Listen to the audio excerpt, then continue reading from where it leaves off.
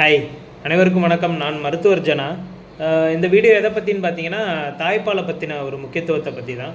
So first என்ன நம்ம discuss பண்ணலாம் அப்படின்னா, தாய்ப்பால் வாரம் எப்படி இதை கொண்டாட ஆரம்பித்தாங்க என்ன அப்படின்றது தான். ஸோ இது மெயினாக யூரோப்பியன் கண்ட்ரீஸ், அதாவது இந்த ஐரோப்பா, அமெரிக்கா இந்த மாதிரி நாடுகளில் ஆரம்பிச்சு விட்டது தான் இது. ஏன் அப்படின்னு கேட்டிங்கன்னா, அங்கே என்ன ஒரு இது பரவுச்சு அப்படின்னா, தாய்ப்பால் கொடுத்தா அழகு குறைஞ்சிரும், இளமை சீக்கிரமாக இதாயிரும் அப்படின்ற மாதிரி ஒரு ரூமர்ஸ்லாம் வந்தது. ப்ளஸ் அவங்களோட லைஃப் ஸ்டைலும் கொஞ்சம் வித்தியாசமாக தான் இருக்கும். இந்த பாண்டிங் இந்த மாதிரி ஃபேமிலி இதெல்லாமே எதுவும் இருக்காது. ஸோ அப்படி இருக்கும்போது அவங்க குழந்தைங்களையும் ஒழுங்காக பார்த்துக்க மாட்டாங்க. ஸோ அப்படியே ப்ரெஸ்ட் ஃபீடிங் விட்டுட்டாமே விட்டுட்டாங்க. ஸோ இதனால் என்னென்னா நிறைய சைடு எஃபெக்ட்ஸு, நிறைய தேவையில்லாத பாதிப்புகள் அந்த சொசைட்டியில் ஏற்பட ஆரம்பிச்சது. இதுக்காக தான் இதோட இம்பார்ட்டன்ஸ் எல்லாருக்கும் தெரியணும் அப்படின்றதுக்காக இன்ட்ரடியூஸ் பண்ணது தான் இந்த தாய்ப்பால் வாரம். ஸோ இது எல்லா வருடமும் ஆகஸ்ட் 1ஆம் தேதியிலேருந்து 7ஆம் தேதி வரைக்கும் கொண்டாடப்படுதுங்க. இதில் நம்ம என்ன தெரிஞ்சுக்கணும் அப்படின்னா, தாய்ப்பாலோட முக்கியத்துவம். ஸோ அது நான் உங்களுக்கு எல்லாமே இப்போ சொல்லிடுறேன். வீடியோ எல்லோரும் ஸ்கிப் பண்ணாமல் கடைசி வரைக்கும் பாருங்கள். கடைசியில் தான் முக்கியமான ஒரு விஷயம் இருக்குது. அதாவது ஹஸ்பண்டோட ரோல், அதே மாதிரி உங்கள் ஃபேமிலியில் இருக்கிற எல்லாரோட ரோலும் இதில் எப்படி ப்ளே பண்ணுது, எவ்வளோ அளவுக்கு அது முக்கியத்துவம் கொடுக்குது அப்படின்றத நான் சொல்லியிருக்கேன். ஸோ அதையும் தவறாமல் பாருங்கள். தாய்ப்பால் கொடுக்கறதுனால என்னென்ன பெனிஃபிட்ஸ் இருக்குது அப்படின்றத பார்க்கலாம். ஸோ அது மதருக்குமே நல்லது, குழந்தைக்கும் நல்லது. ஸோ ஃபஸ்ட்டு எடுத்தோன்னா எதிர்ப்பு சக்திங்க. அதாவது அம்மாவோட உடம்புல ஆல்ரெடி ஃபார்ம் ஆன எதிர்ப்பு சக்திகள் இருக்கும், ஆன்டிபாடிஸ்ன்னு சொல்லுவோம். ஸோ அந்த ஆன்டிபாடிஸ் மில்க் மூலமாக ட்ரான்ஸ்ஃபர் ஆகும். ஸோ அப்போ குழந்தைங்களுக்கு நிறைய நோய், அதாவது எஸ்பெஷலி இந்த சுவாச கோளாறு பிரச்சனைகள்லாம் வராமல் தடுக்கும். அடுத்ததை பார்த்தோன்னா ஊட்டச்சத்தை பொறுத்த வரைக்கும் நம்ம இந்த பசும்பால் கொடுக்கறதுலே பவுட்ரு பால் கொடுக்கறத விட தாய்ப்பாலில் தான் ஊட்டச்சத்து அதிகமாக இருக்கும். அதனால் அதை கடைபிடிக்கணும். அடுத்தது பார்த்திங்கன்னா, அந்த குழந்தையோட தண்ணீர் தேவை அது இந்த தாய்ப்பாலை பூர்த்தி செஞ்சிடும். அப்புறம் பார்த்திங்கன்னா, தாய்க்கும் சேய்க்கும் உள்ள உறவை பாண்டிங்னு சொல்லுவோம். ஸோ அந்த பாண்டிங் நல்லபடியாக நடக்கும், சைக்கலாஜிக்கலாக பெட்டராக இருக்கும் ஆட்டோமேட்டிக்காக. கடைசியாக ரொம்ப முக்கியமான ஒரு விஷயம் என்னன்னு பார்த்தீங்கன்னா, பெண்களுக்கு தாய்ப்பால் கொடுக்குற பெண்களுக்கு மார்பக புற்றுநோயும் கர்ப்பப்பை புற்றுநோய் வர்றதுக்கான வாய்ப்புகள் ரொம்ப ரொம்ப கம்மியாகுது அப்படின்னு சொல்கிறாங்க தாய்ப்பால் கொடுக்கறதுனால.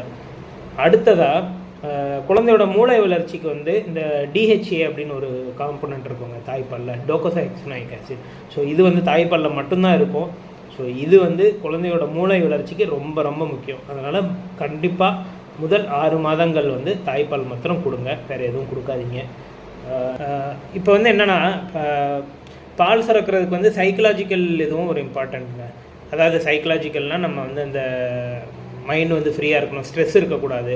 ஆக்சிடோசின் அப்படின்ற ஒரு ஹார்மோன் சுரந்தால் தான் அது லவ் ஹார்மோன் கூட சொல்லுவோம்.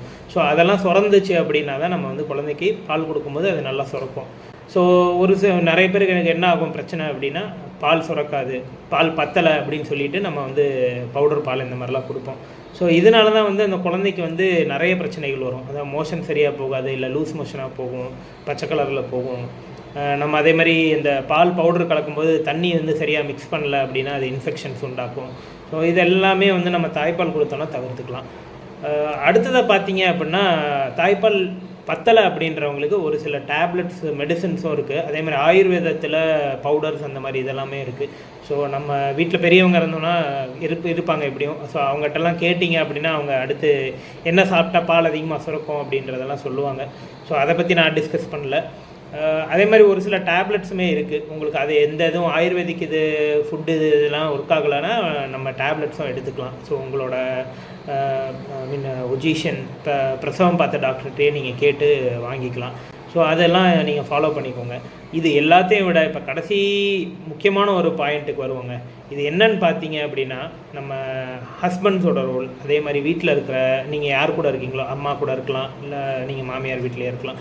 ஸோ இவங்களோட ரோல்லாம் ரொம்ப முக்கியம். ஏன் அப்படின்னு கேட்டிங்கன்னா, சைக்கலாஜிக்கலாக அவங்கள சந்தோஷமாக வச்சுருந்தால் தான் இந்த மில்க் செக்ரேஷன் கரெக்டாக இருக்கும். அப்படி இல்லை, நீங்கள் ரொம்ப ஸ்ட்ரெஸ்ஃபுல்லாகவே இருந்தீங்க அப்படின்னா பால் சுரக்கிறது கம்மியாயிரும். அதே மாதிரி உங்கள் குழந்தையோட நீங்கள் டைம் ஸ்பெண்ட் பண்ணுறதோட அந்த ஃபீடிங் கரெக்டாக பண்ணணும். கிட்டத்தட்ட ஒரு ஸ்டார்டிங் ஒரு 1 or 2 months வரைக்கும் நீங்கள் எவ்ரி 2 hours ஒரு 2 மணி நேரத்துக்கு ஒரு வாட்டி பால் கொடுத்துட்டே இருக்கிற மாதிரி தான் இருக்கும். ஸோ அதெல்லாம் நார்மல் தான். நீங்கள் அதுக்கெலாம் சோர்ந்துடக்கூடாது. கண்டிப்பாக அதுக்கு தகுந்த ரெஸ்ட்டும் இருக்கணும். நீங்கள் ரெஸ்ட் எடுக்கணும். ப்ளஸ் அதே மாதிரி ஹஸ்பண்ட்ஸ் உங்களை பாசமாக பார்த்துக்கணும். ஸோ இது என்னென்னா ஹஸ்பண்ட்ஸ் அண்டு அம்மாக்கள் இவங்களுக்கெல்லாம் வந்து வேண்டுகோள், உங்கள் வீட்டில் ப்ரெக்னென்ட் லேடிஸ் இருக்காங்கன்னா அவங்கள சந்தோஷமாக வச்சுக்கோங்க, ஸ்ட்ரெஸ் நிறைய கொடுக்காதீங்க. அதே மாதிரி ரொம்ப அவங்கள ஃபோர்ஸ் பண்ணிகிட்டே இருக்காங்க, குழந்தைய பால் குடி அந்த மாதிரி இதெல்லாம் சொல்லிகிட்டே இருக்கக்கூடாது நிறைய. ஏன்னா இதுவுமே வந்து அவங்கள சைக்கலாஜிக்கலாக ஒரு மெக்கானிக்கலாக ஃபீல் பண்ண வைக்கும்.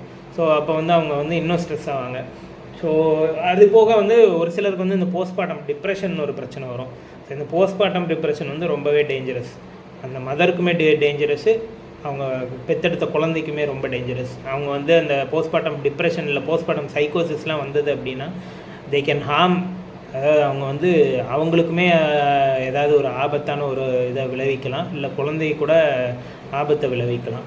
குழந்தைய வந்து ஹர்ட் பண்ணலாம், இல்லை ஒரு சிலர் வந்து ஈவன் கொன்றுவாங்க.